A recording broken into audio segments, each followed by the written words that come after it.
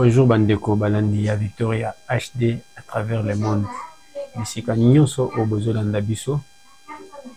Tozo pesa bino mbote. Chers amis, lelo émission na biso et kozala orientée sur un artiste musicien qui est Koffi Olomide. Vous savez que vidéo nae ezo circuler sur la toile na émission Ouasala Kilobi na Le Panier na RTNC. Yamonde tokomeka osala analyse sur la vidéo. Katia émission on senga bino bo s'abonner na chaîne na biso ceux qui ezambala liboso kolanda biso. Bo s'abonner na chaîne na biso ba bazana YouTube. Ba o bazana Facebook, bo s'abonner na page na biso Facebook. Merci beaucoup pour la confiance que vous continuez à nous faire. Chers amis, Mukolo Lobby, Ndeko Koffi Olomide, alika ki émission oyo esale makanatongo na RTNC, oyo bengami na kombo ya Le Panier. Koffi Olomide a déclaré que le Congo n'est pas en guerre. Nolinga tolandana nous vidéo et après tozonga toya ko continuer l'émission na biso. Tolanda vidéo. Politique, vous voulez aller faire de la carrière politique, ouvrons une parenthèse, on va très vite revenir sur Platinum. Je fais juste une parenthèse, hein, parlons de la guerre à l'Est. Aujourd'hui, je vis même des messages sur les réseaux que les gens m'envoient, on dit le musicien congolais, les stars congolais, c'est comme si l'engagement n'est pas vraiment... c'est comme si on ne sent pas que vous voulez aussi combattre avec votre musique. De quelle guerre vous parlez? À l'Est. Il n'y a pas de guerre. L'agression. Voilà. Nous sommes tapés. On nous gifle, on nous fait de nous ce qu'on veut. Moi, j'ai vu des camions, des gens là qui viennent paisiblement, tranquillement. Il n'y a rien, personne pour les empêcher.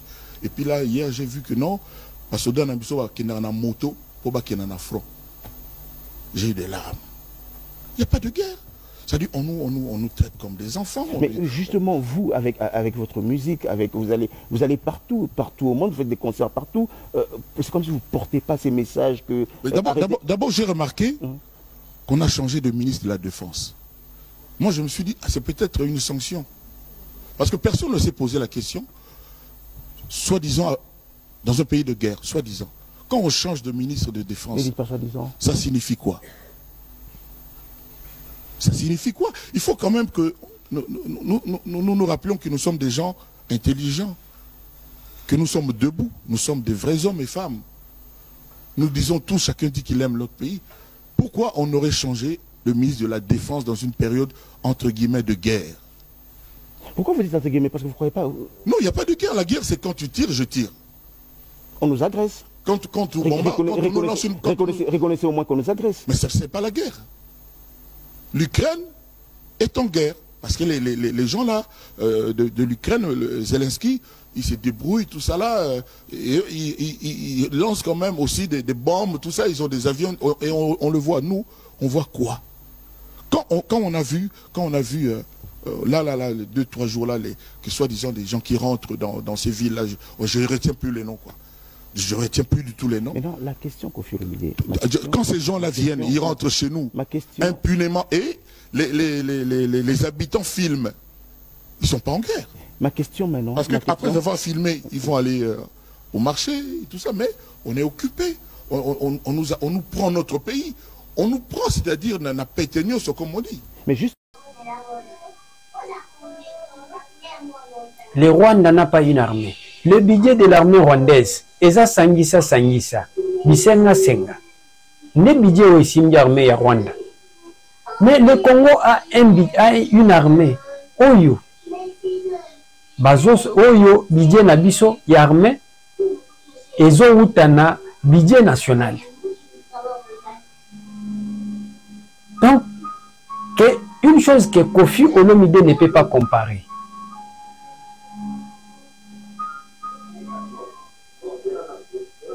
Koffi Olomide, moi je trouve, je vois qu'il est entre l'ignorance et le populisme. L'ignorance pourquoi? Nakacha vidéo oyo. Kofi Olomide parle du présent. Mais Kofi Olomide azoye bateke guerre oyo et bandi les lotés.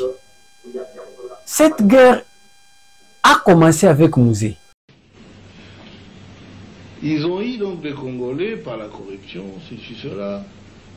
Ils l'ont fait marier à la sœur de James, à une Tutsi, directement. Il a abandonné sa femme à Kinshasa. Oui, il a abandonné sa femme à Kinshasa avec les enfants. Vous voyez encore le problème avec les Congolais. C'est grave.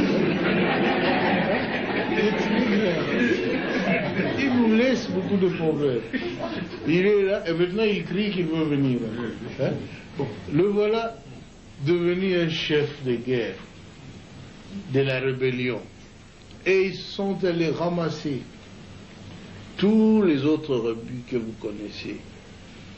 Les Tambo et Mwamba, les Zaïdi Ngoma, l'autre là, Londa Bouloulou, Wamba Diawamba. Et vraiment une kermesse de gens, en tout cas corrompus et inutiles. Pardon, le Bizi Makara, qui était mon ministre des Affaires étrangères, que je croyais congolais.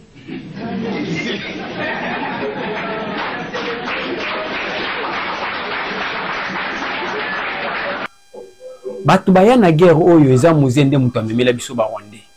Ce n'est pas Tshisekedi qui nous a mené les Rwandais. Ba Rwandais o bazobunda wana. Ce n'est pas l'œuvre de Tshisekedi. Nous ne sommes pas en guerre. Comme Kofi l'a dit. Mais Mouzé ayana ba Rwandais. Kofi a bisanga combien de commandos Mouzé azana bango? C'était des Rwandais. Les chefs d'état-major que même Mouzé Anoma James Kabarebe était un Rwandais. Entourage nous armée nous babande ko commandé armée ya Mobutu. C'était des Rwandais. Basoda oyo James Kabarebe ayana bango.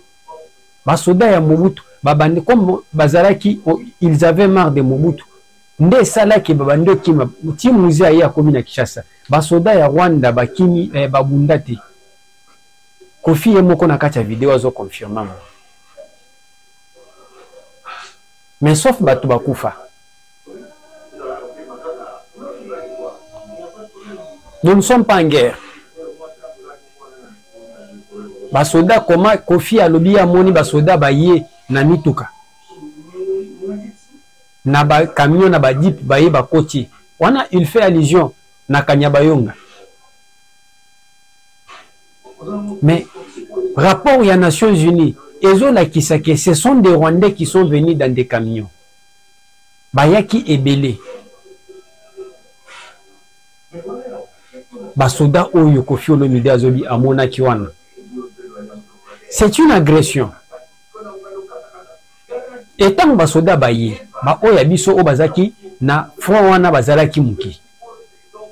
Comment ces militaires-là peuvent se balader? Ndenge Kofi Olomide Azobi. Mais ça fait 3 ans. Oyo ba militaire oyo azomona ke baza plus fort. Bazo koka kozwa Gomate. Je prends la province ya Nord Kivu dans son entièreté. Ça fait 3 ans. Banda bakota na Bunagana. Ça fait 3 ans. Tozo ke na 3 ans et demi. Il n'arrive pas à prendre Goma. Mais à l'époque de Mouzé, Balongwa de l'est à l'ouest dans moins de 6 mois. Baye bazu Kinshasa, bazu pouvoir na Mouzé. Mais ça fait 3 ans sous Félix Tshisekedi. Bazo kokakozwa province, la seule province du Nord Kivu dans son entièreté. Ceux qui babandi, ils étaient à niveau à 3 antennes. Quand je parle de l'ignorance, peut-être que Kofi Olomide est ignorant. Il est libre de s'exprimer, c'est la démocratie. Chose qui ne se faisait pas sous Kabila. Pendant lobby boye sous Kabila, basi peut-être Razana en air na minute. Mais je vis la lettre qui va convoquer dans ces sacs. Pas la nerf. Mais sous Kabila, ça ne pouvait pas se faire. C'est la démocratie instaurée par le président Félix Tshisekedi, élu d'EPS. Bakoma qui à 20 km, vers moins de 20 km dans la ville à Goma, sur 3 antennes. Kofi Olomide peut se demander que non, bango ba koma ki pembeni. Comment bazongi lisusu bakeko baluka kuna na sim. C'est parce que bakokite. Raison pour laquelle basali ke bazonga côté bazongi. Là où je parle de l'ignorance. Kofi Olomide alobi quand il ignore alobi ke amoni bango ba ye olie ba ko biso ba soda na biso amoni bango na moto. Mais lui parle de moto. Oh, amoni ba soda na biso na moto. Mais ba Rwandais wana, il y a des vidéos. Oh, yo bazo me mabilo ko na moto bazo tambola makolo. Oui, il y a amoni ba soda na biso. En guerre, on peut utiliser tout engin. Je ne suis pas spécialiste de l'armée, bien que na Congo, mutu nyonso akoma spécialiste, Kofi musicien. Il est devenu spécialiste de l'armée, spécialiste de guerre. Les militaires, même les spécialistes de l'armée ne peuvent pas me contredire. Pendant la guerre, pendant les opérations, basoda ba utiliser kanyonso, ba moto, ba vélo, ba pirogue, tout. Mais Kofi Olomide a évité que ceux qui ont moni le basoda na biso na pirogue. Voilà ce que nous appelons Osala publicité ya ba Rwandais. C'est que Kofi, là où j'ai parlé du patriotisme. Ces militaires dont il fait allusion, il y a des photos. Oh, tozo monana ba vidéo. Batambola kamakolo. Ici, pour éviter de ne pas être sanctionné, Abike, dans la guerre, on tire, toi tu tires. Mais Kofi Olomide, parce que pour éviter d'être sanctionné, je crois que dans les réseaux sociaux, la vidéo, sur cette colline, les miliciens du M23 tiennent leur position. On les voit avec leurs armes. Ils ont des mitrailleuses 12.7. Nous sommes à 3 km de la ligne de front, près du pont stratégique de Rwanguba, à 25 km de la frontière avec l'Ouganda. Depuis un mois, l'armée congolaise a renforcé ses effectifs pour contenir l'avancée des rebelles. L'ennemi que nous avons en face de nous a des armes lourdes, des mortiers, des mitrailleuses. Nous aussi, nous avons des armes comme eux pour défendre notre position, pour éviter qu'ils arrivent jusqu'ici. Ça fait déjà 2 fois qu'on les a attaqués et qu'on a réussi à les repousser. Depuis la résurgence du M23 fin novembre, l'armée congolaise s'étonne de voir les miliciens aussi bien armés et équipés.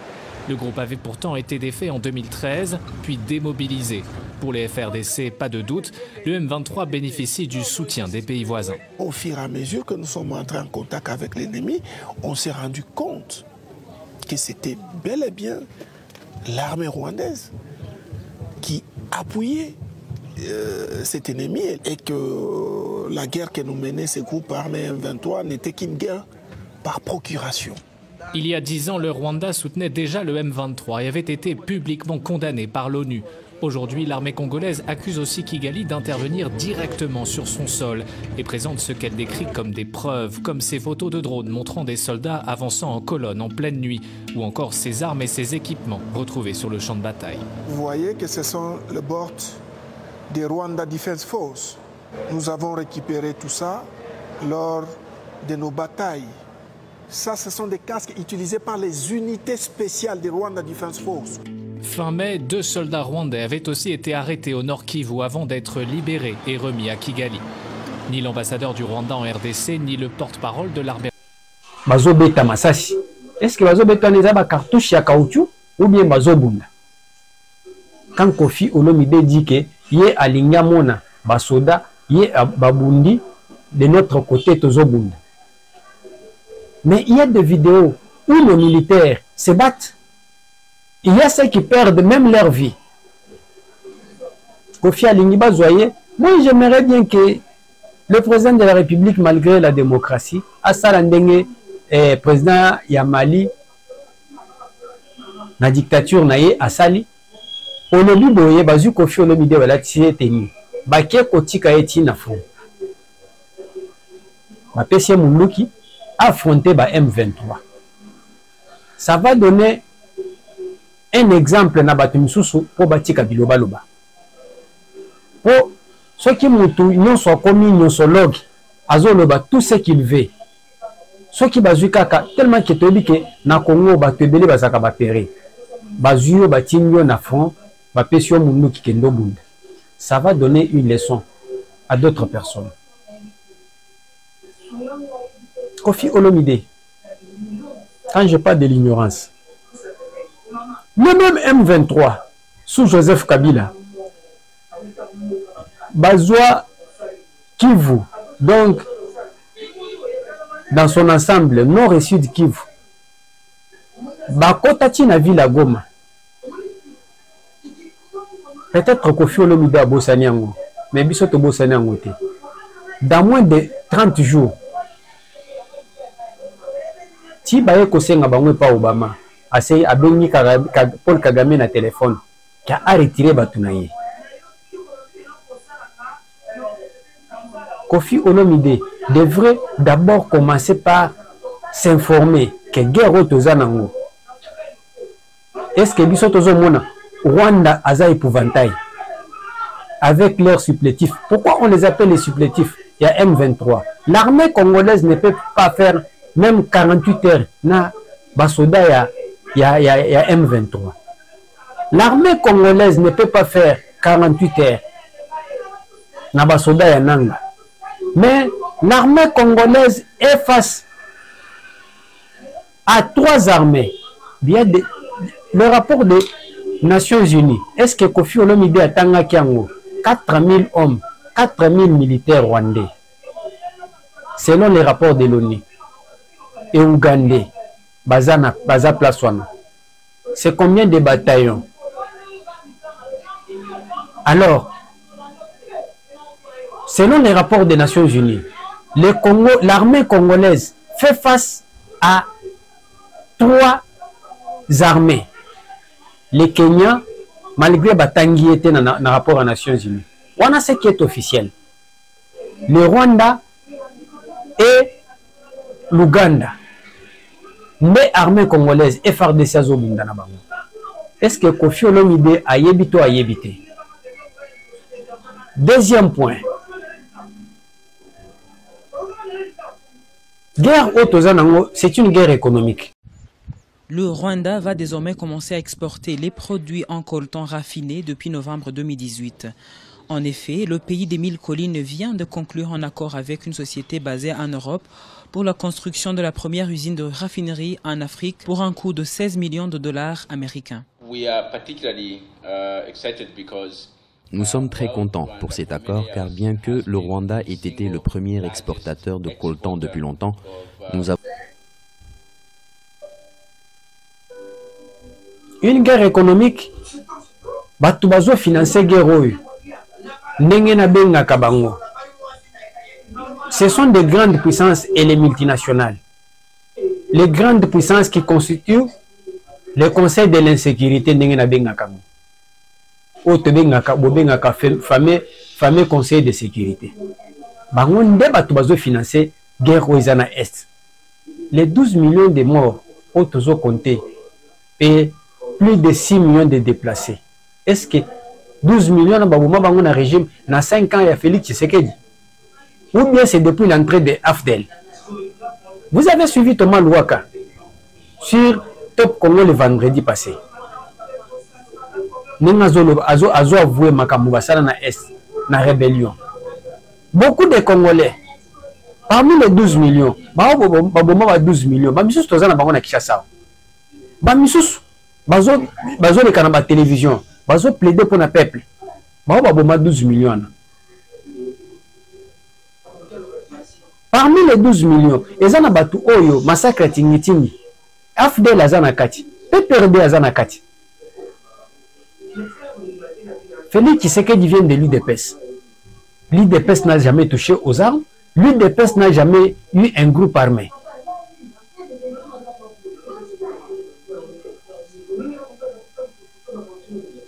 Alors, ce qui s'est fait au Congo, Kofi Olomide a meki ko comparer na oizana Ukraine. À l'obi, au Congo il n'y a pas la guerre. C'est en Ukraine où il y a la guerre. Nauti ko beta makam ko expliquer makam tous. En Ukraine il y a la guerre parce que là-bas on tire Kofi Olomide na ebite akolakisa biso. Akoki kolakisa biso combien de militaires, combien d'avions il y a Poutine Oyo Ukraine a bombardé à Bomi. Biloko nyonso Oyo Ukraine a utilisé. Ce sont des armes, des munitions Oyo Bapé Sakaye. Des milliards de dollars dépensés par l'Union européenne, l'Occident, dépensés par les États-Unis. Oyo Bapé Sakaye pour utiliser. Mais na Congo, au Kotangélanga aide militaire. Oyo ya ba pays nyonso oyo ba grande puissance ba pesi RDC ke bunda aux agressés bunda nango. Est-ce que Kofi Olomide ayebi ke Zelensky c'est une marionnette des États-Unis et de l'Occident? Je m'explique. Banda guerre ya Ukraine et banda.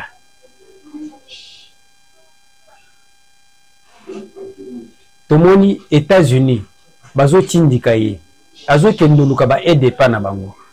Combien de fois? D'abord, il faut féliciter le président Félix Tshisekedi. Atikalo kenene n'Europe ten Occident te, atikalo ken États-Unis te akeno ko solliciter ba minduki, ba kabele minduki aya ko bunda non plus. Mais si nous regardons sur terrain, l'aide militaire de 20 millions par-ci par-là, ces mêmes pays occidentaux, bazoti na Rwanda. États-Unis a tinda mabe, Occident a tinda mabe.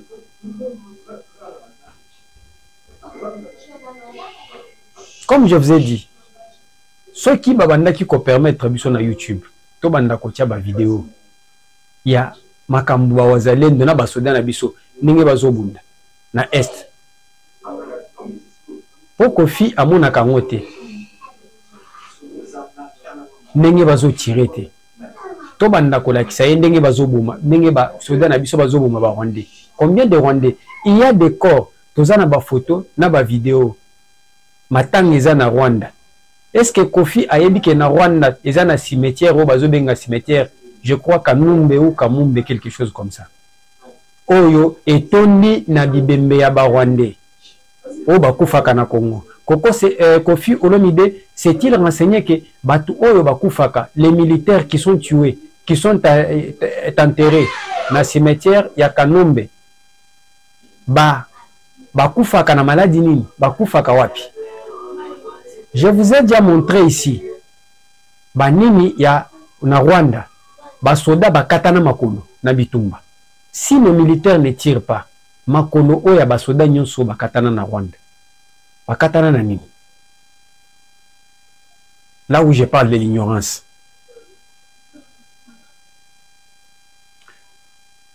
Kofi Olomide a essayé d'épingler quelque chose en disant que il y a un désordre, même en ce qui concerne réglementation routière. Là où j'ai dit que non, il y a une confusion. Ou dans mes émissions, j'ai toujours dit que il y a une confusion. Et moi, quand je vois une vidéo qui fait buzz, le monsieur qui parle, lui-même, comment il se comporte? Avant Nassim Baye Kofi, Nazo Bandanano, na désordre routière, c'est pas l'œuvre de Félix Tshisekedi. Là où je parle que non, Kofi Olomide est un ignorant. Azam Kolo Nangana Moussika, c'est lui qui devrait connaître. Il parle le mot français, c'est un monsieur qui voyage beaucoup. Il a voyagé presque dans plusieurs pays du monde.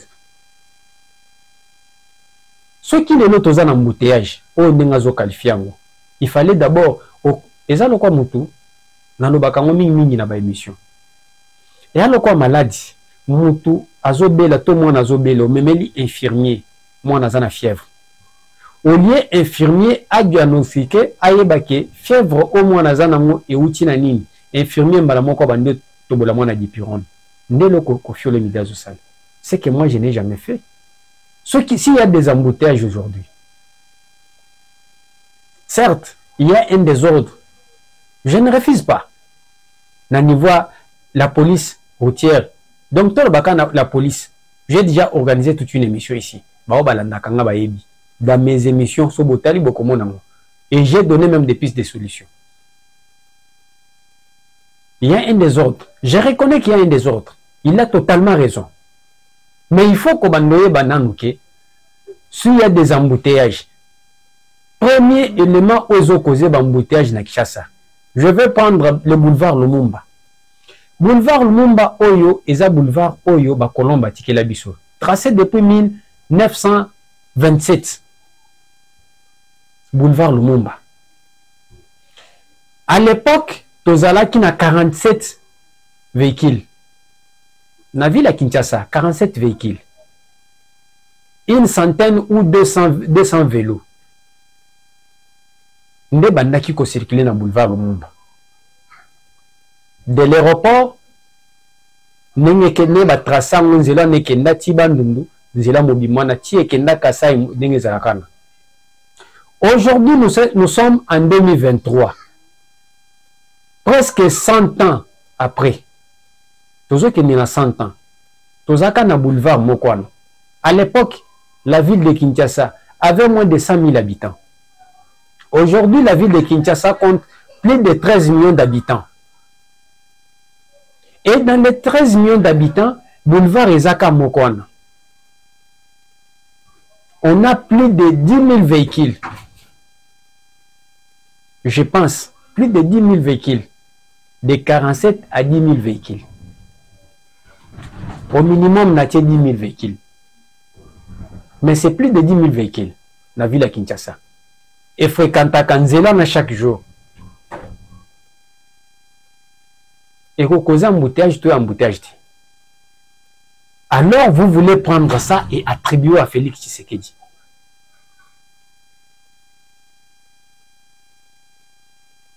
Mais comme le président de la République est sage, à Monique embouteillage, ils ont causé par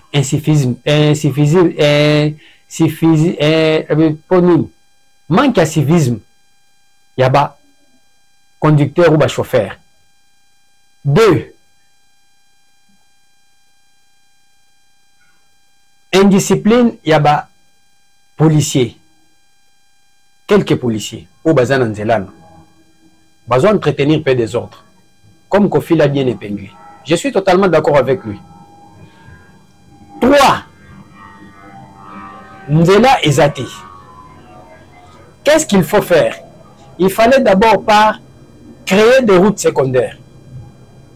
Baoucho là, c'est le président de la République. Pas plus que hier. Baoucho lancé Rocader. Nzela Ekolongwa, ba route secondaire. Otamonga Fula. Bazo prolonger Nzela Kolumba. Ti Ebima Petro Congo. Alors, c'est ça la solution. Il fallait que la lisusu makamwa baoudiana au baterima Nzela. Tout ça, ce sont des remèdes à faire, à donner. Mais Kofi Olomide à lobby, pour naïe, c'était un désordre. Pour naïe, il fallait qui est le numéro 1 de la République, pour ne pas citer le président de la République, ou quelqu'un qui peut donner de l'ordre, Bossa Laboui. Est-ce que le président de la République, pour qu'on à niveau à couper sa ordre dans Nzela, Tozana Beta Pebele, ce n'est pas le président de la République, ni la première ministre, qui va donner des ordres. Nous avons le président de la République, qui est le commandant suprême de la police. Nous avons le chef du gouvernement. Nous avons le ministre de l'Intérieur. Le ministre de l'Intérieur, Nene Gilbert Kankonde Asalango Abimana et Nini. Daniel Asselo, je crois. Abimana Balabala pour Kobando Kangaba roulage. Non plus. Il y a le commandant, le général, l'inspecteur général de la police. Ni Azana droit à nous avons l'inspecteur provincial. C'est lui qui doit donner. Tala Baïchelo Nusson. C'est lui qui doit donner de l'ordre au niveau de la circulation routière. Il y a même ton copain instruction na commandant numéro 1 il y a PCR pour appeler sa ordre. Là, j'ai toujours condamné le ministre de l'Intérieur, au niveau de la police. Vous savez que j'ai toujours été libre dans mes pensées. Le ministre de l'Intérieur, Nazotala, Jacquemaine Chabani, maître Jacquemaine Chabani, Aoutiokota, total Nenga Kosala. Mais depuis Terkazadi, Kitati Nassé, il n'y a aucun ministre de l'Intérieur qui m'a déjà convaincu. Au Azongisa, la police n'a ordre, n'a pas régime de Sulika. Là, c'est un problème. C'est un problème au niveau de la police. Nous avons un autre problème. Tant qu'au fio le mide, Azota Namaka Mouitalinzela. Oui, c'est un Congolais. Il peut s'exprimer librement. Mais ce que je veux dire à Kofi Olomide, avant de balayer la maison du voisin, il faut aussi regarder ta maison. Est-ce qu'il y a de l'ordre au niveau du quartier latin? Pour Kofi Olomide qui parle de l'ordre. Je ne veux pas kokota na vie privée naie pour na kendolobela makambuya yena mwana naie son c'est 10 tonnes de l'ordre ou s'il y a de l'ordre ou du désordre. Vie privée naie talingate. Revenons seulement sur yem toalingi kopesa ordre, kopesa leçon.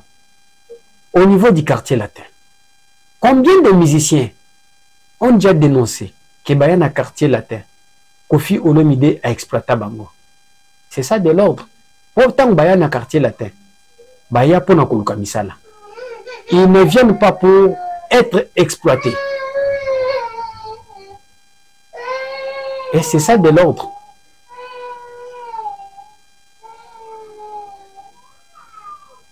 Chers amis, nous sommes des Congolais. Tozala liboke, to simba na liboke. To simba na liboke. Bitumba o tozanango, c'est une guerre nous imposée. Et cette guerre que nous avons, ne suivez pas ce que les autres nous disent. Batu nyoso o bozomo na bazoya dans leur sens. Ils viennent pour nous déstabiliser. Bazaba agent, ya Bamsusu, bazaba agent, ya Paul Kagame. Donc, Bitumba Oyo Ezana Batu Ebele. Il y a le PPRD qui est dans cette affaire. Ezana, Rwanda, avec ses alliés. Ezana Occidentaux na ba multinational. Bazana Makambo Zolek. Alors, nous avons une guerre médiatique. Et leurs agents. Alors, il faut tous la souder. Bisonyoso, to simba, na moko. Nous n'avons qu'une seule patrie. Nous n'avons qu'un seul pays. Ce qui est le mot qui est. Tokotika la jamais. Tous ces gens, je vous ai toujours dit, nous parlons au nom du peuple. J'ai toujours dit que tant bala takabalinette na bango ya vie claire. Pour eux, le peuple, c'est les oncles na bango, noko banankasi, basi na bango, ne peuple o balobelaka. Ce n'est pas toi et moi. Ils essaient d'exploiter les musiciens. Tout le monde. Boyoka mususu awa, inosbi. Makambo déclara que yé azana pouvoir ya kokondamner Kagame te. Et il chante pour les Congolais. On peut utiliser Kofi Olomide. Baza batu oyo basenga kamongo de gauche à droite. La guerre que nous avons, c'est une guerre par procuration. Bazo utiliser ba façon nyonso ya communication. Bazo utiliser batu nyonso oyo po bameka ko isabiso. Toza la unité, toza la soudé, tenenge toza. Alors, bazoya. Et aujourd'hui, j'ai toujours demandé, ceux qui Rwanda, M23, Kagame, bit na bango revendication na bango ezani. Nanga dit que non, yé ake na rébellion pour Tshisekedi est un dictateur. Nasina Tuna Ao. Nanga qui était président de la CENI, un kabiliste, à quoi Bisabiso entre Tshisekedi et Kabila qui était dictateur. Si Kabila était un démocrate, aussi Moukendia Koufa Ponani. Thérèse Kapangala, Isen Ngandou, Bakoufa Ponani. Kabila les démocrates. Si Kabila était un démocrate, ba combattant, o batumba maka na permanence à IDPS. Batumba maka poani. Est-ce que Kabila nanga lobi qu'il y a des détournements? Oui. Dans le régime, il y a des détournements. Mais, ba détournement otozanango, tozo e bango po bisonyo soto telemelango. Ozala mutu a IDPS, ozala mutu ya qui que ce soit, ozala membre famille à Félix Tshisekedi, ce qui oyibi to côté lemelayo. Ce qui était différent dans le régime à Bananga, na Bachadari. Ezali moziki ya miyibi. Dans ce régime, to bazo yiba ba mbongo ba millions, oui. Mais dans le régime na bango, rapport à Bloomberg, etanga Kabila ke abomba mbongo na Panama Pampex, na ba île vierge, des milliards. Plus de 11 milliards au moment où le Congo avait un budget de 4 milliards. Les gens qui m'ont un salaire, tout le monde a mouillé. BGV Punk, Batangaye Ao, un rapport au Ebima Ao, il y a des journalistes, au Etanga famille Kabila. Mongo Batanga Baselemani, un certain Selemani. Mongo Nezaya Mouyibito et Zambongo la Bango Boko. Boko Bisabiso, dans le régime à Kabila. Zoé est devenu millionnaire. Il n'a jamais été commerçant. Il n'a jamais été mandataire. Tout le bataille qui a iba comme mandataire. A comme millionnaire Mbongo Azowapi. Jeannette Kabila, milliardaire, Mbongo Azowapi. Rapport au même dans le régime à Félix Tshisekedi, qui est dans le régime à Kabila, est touché 50 000 $ na carte Visa. Na ba to babanda ki okombola na siège à PPRD. Baza na carte Visa. Ezaki mbongo muyibi to mbongo normal. C'est-à-dire que bazo luka ndenge nini ya ko diviser biso. Tozala bo mon côté. Soyons soudés derrière le président de la République. Tokolonga bitumba oyo. Ciao.